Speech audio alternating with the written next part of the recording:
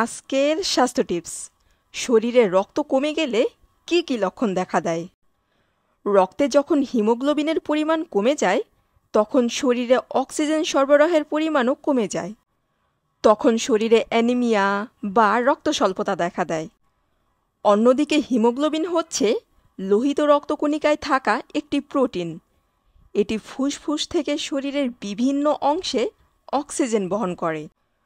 পুরুষদের ক্ষেত্রে হিমোগ্লোবিনের স্বাভাবিক মাত্রা 14 থেকে 18 গ্রাম পার ডেসিলিটার। অন্যদিকে মহিলাদের ক্ষেত্রে হিমোগ্লোবিনের স্বাভাবিক মাত্রা 12 থেকে 16 গ্রাম পার ডেসিলিটার। এবার রক্ত স্বল্পতার প্রধান লক্ষণগুলো সম্পর্কে জেনে নিন। নাম্বার 1, শরীরে ক্লান্তিবোধ এবং দুর্বল লাগা। এই অবস্থায় সামান্য কাজ করতেও শরীরে পর্যাপ্ত পরিমাণে শক্তি পাওয়া যায় না, সেই সাথে সব সময় শরীরে ক্লান্তিবোধ লাগে। নাম্বার 2, শ্বাসকষ্ট হতে পারে।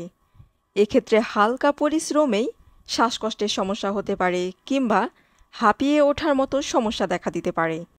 সিঁড়ি দিয়ে ওঠানামার ক্ষেত্রেও এই ধরনের সমস্যা হতে পারে। নাম্বার 3, মাথা ঘোরানো ও মাথা ব্যথা হতে পারে।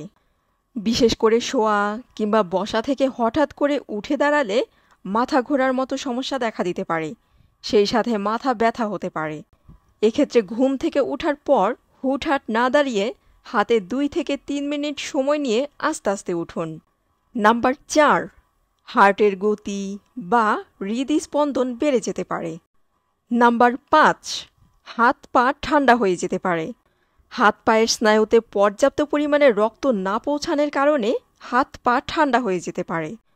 নাম্বার 6, যে কোনো কাজে মনোযোগ দিতে সমস্যা হতে পারে।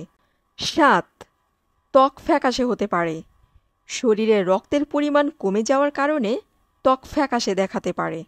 এই লক্ষণগুলো ছাড়াও কারো কারো ক্ষেত্রে ক্ষুধা মন্দা, বমি বমি ভাব, বুকে ব্যথা, সাথে জ্বর দেখা দিতে পারে।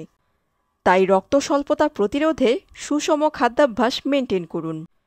খাবার তালিকায় আয়রন সমৃদ্ধ খাবারের পরিমাণ বাড়িয়ে দিতে হবে, যেমন কচু, কচু শাক, কলিজা, মাছ, মাংস, বিটরুট, সবুজ শাকসবজি, বাদাম, খেজুর ইত্যাদি।